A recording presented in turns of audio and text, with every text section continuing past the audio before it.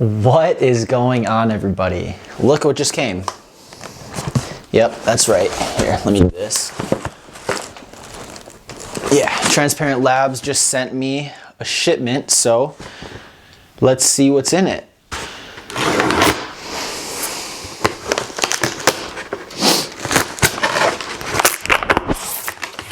Let's see what we got here.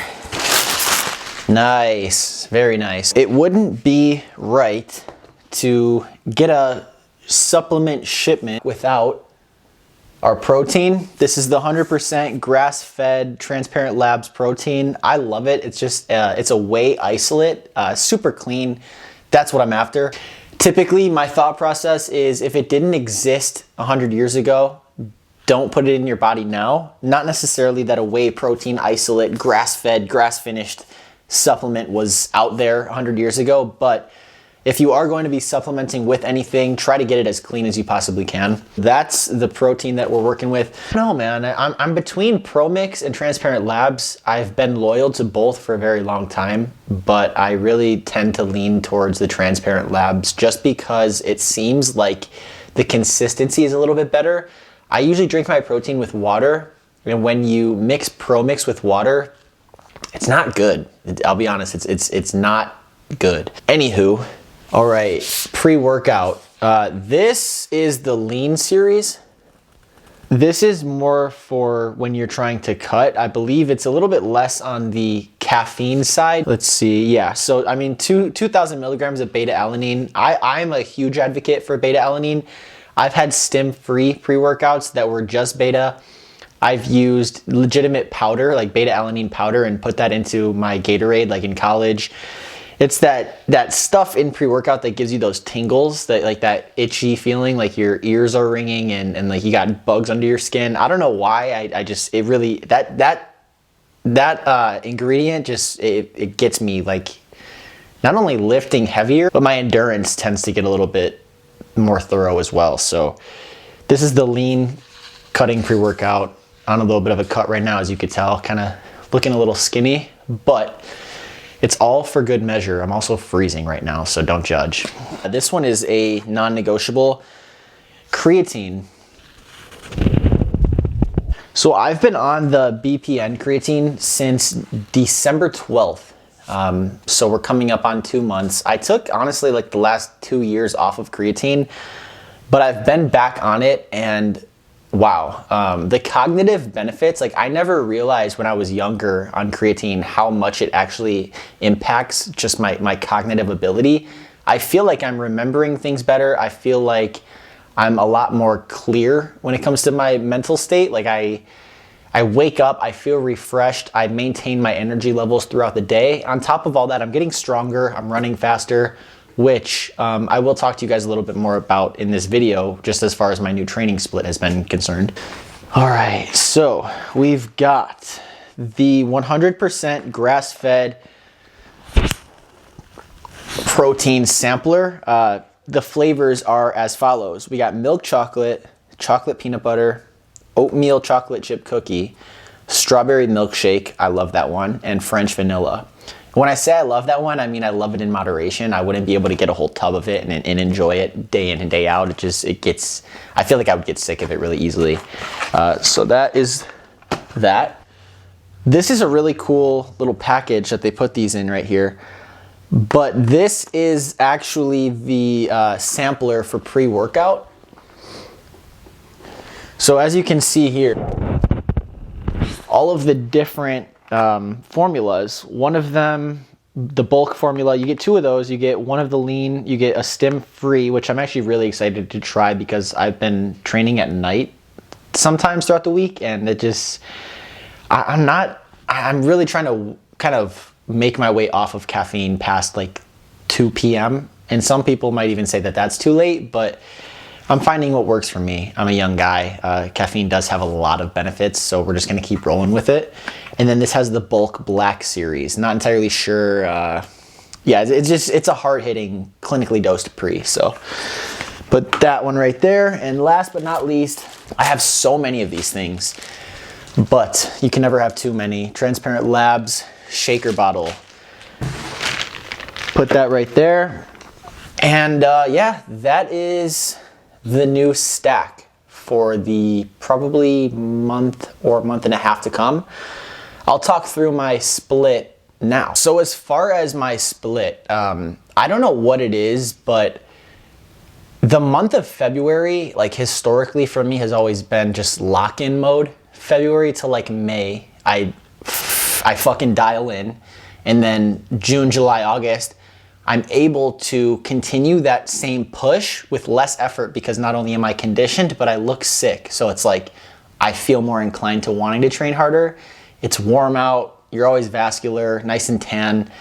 But being hurt, what was that, November and December, really, I didn't let it get the best of me. As you guys know, my training means a lot to me, and to go through an injury, especially injuries that you've never been through, especially back-to-back injuries, I was in a pretty dark place physically. Mentally, I maintained a positive frame around the injuries and just told myself that, you know, I'm not out of the race. Like you have to endure through this shit, and you have to get smarter and find new ways. So as you guys know, kind of tweaked my chest a little bit, been working through that, building that strength back up and playing it smarter now. It's not about working harder. It genuinely in the gym is about working smarter. I'm trying to do this shit till I can't do it anymore.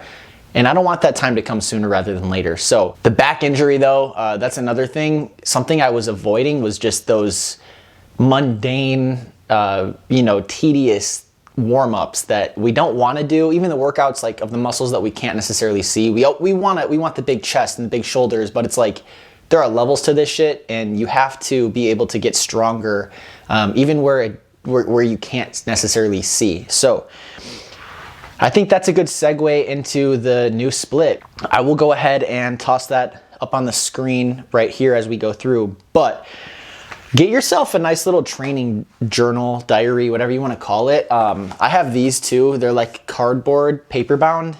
This is like, it's a cool little vibe personally. You guys know me by now. I mean, I'm a big advocate for journals and writing things down, whether it be like my thoughts or checklists. But take your training as seriously as you take those other things. If you care, you'll make time for it. So with that said, here is a little bit of a breakdown into, or at least I'll show you how I break it down, but into my training. Okay, so Monday is my push day. That's what it is. I'll typically do 2 to 3 chest movements, a shoulder movement, and then 2 tricep movements, plus cardio for 30 minutes, plus core. Now, the cardio I've been preferring alongside with my running is the stair stepper. Do a level 6, 30 minutes, 350 calories, sweat your ass off and be done with it for the day. That's Monday. So push, cardio, and core. Tuesday is pull cardio with core. And my pull sessions usually consist of, depending on the week, it'll either be a vertical pull or a horizontal pull. So either like a pull down or a row, something along those lines, with rear delt and then biceps. Wednesday, this is a little bit new to me because I'm trying to really pull back on the amount of times I'm lifting. I'm trying to, we'll say, keep volume low, intensity high, which always has been my thing, but in a way where we're not overtraining and we're not going to hurt ourselves. We're playing it smart. Remember what I said earlier in the video? Wednesdays are our easy run. So anywhere from 2 to 4 miles, depending on how we feel. Will I go 4.5? Will I go 5? Will I go 6 miles? Sure. You know what? Why not? I'm not going less than 2 though. So the goal is to build mileage up, increase over time. We'll tune back in next month. But for now, this is kind of as follows. Thursday is a lower day, right? Legs, quads, hamstrings, and glutes with core. Friday is upper with cardio and core. This has become a really a favorite of mine. This is how Arnold used to train. He used to do his upper body together. Of course, his workouts, I'm sure, were a lot longer than mine are, but we're training for 2 different purposes, right? I'm training to look good and to have longevity. He was training to be Mr. Olympia. A little bit different. But my upper days have been starting out with a pull movement to kind of, because when you're pushing, you use your back more than you think. Like, you're retracting your scapula, you're driving your back into the bench or whatever it is that you're using for that pressing movement. So I'll go push, pull, a bicep, a tricep, core, done, right? Plus cardio. So I'm doing cardio 5 times a week, and dude, the fat is just shedding off my body. And like, I'm not a fat guy, but from a body fat percentage and in a body composition perspective, bro, it's getting nasty, and it's getting nasty quick, especially as far as like how I've been eating, but that's a separate video. So Saturdays are my long runs. We're gonna go 4 to 6 miles. Will I go more than that? Yes. Will I go less? No.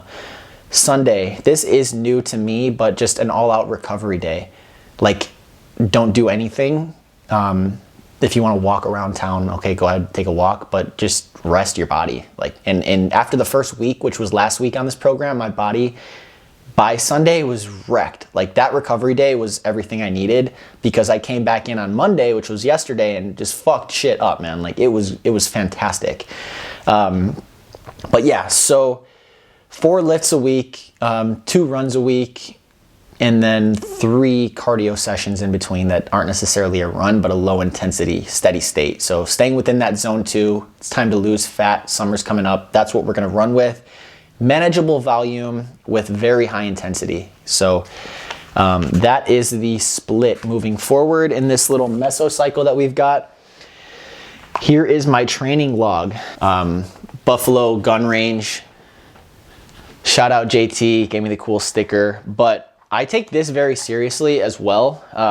Every day I record what I'm doing, and this isn't necessarily like a make or break, but I personally enjoy the accountability aspect of it all. So what I do is I get a clean page in a notebook that I like with a good pen, and I sit down and I just force myself to get into the swing of this. And it starts with a month like this, where you're kind of slowly ramping intensity and volume, or whatever it is your goal is. But I write down, you know, the day of the month on the left-hand column.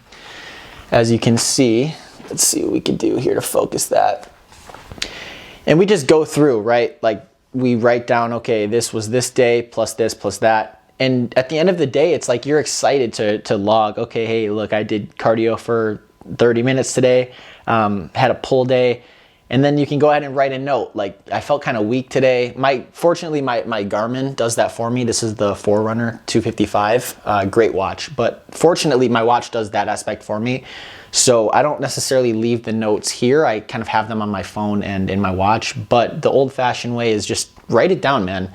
You can't beat or you can't overcome something that you can't measure. So if you're not tracking, you can't really know what your progress is, or like what you're really working towards. Trying to be as consistent as I can with these videos. The frequency isn't necessarily something that I've determined or decided to like go all in on, as far as like a video every day or, you know, 2 videos a week.